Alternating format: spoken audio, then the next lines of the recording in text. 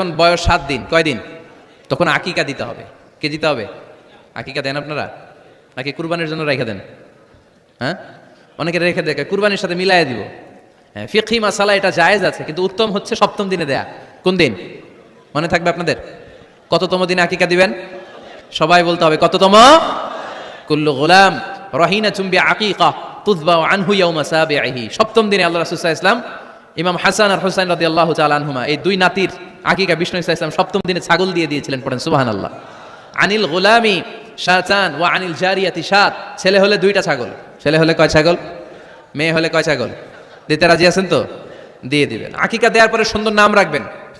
যেদিন আকিকা ওই দিন নাম ইউদআউনা ইয়াউমাল কিয়ামাতি বিআসমাইকুম ওয়া আসমাই আবাইকুম। কিয়ামতের দিন আল্লাহ তাআলা তোমাদের নাম ধরে তোমাদের বাবার নাম ধরে ডাকবে।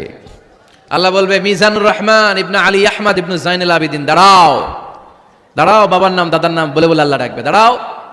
এজন্য ফা আহসিনু আসমাকুম, তোমাদের নামগুলো সুন্দর সুন্দর রাখো। এখন যারা নাম রাখছে বল্টু, আল্লাহ ওই দিন বলবে বল্টু ইবনে সল্টু, দাঁড়াও। ঠিক কি না?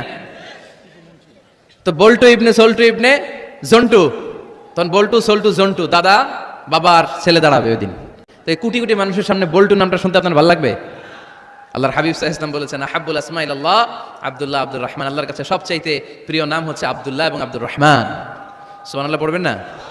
এই সুন্দর সুন্দর নাম রাখবেন, নামগুলো সুন্দর রাখার চেষ্টা করবেন। লিকুল্লি ইসমিন আসার, প্রতিটা নামের একটা প্রভাব আছে। আপনি জল্টু রাখলে ওটা জল্টুর মতোই হবে, আপনি সল্টু রাখলে সল্টুই হবে।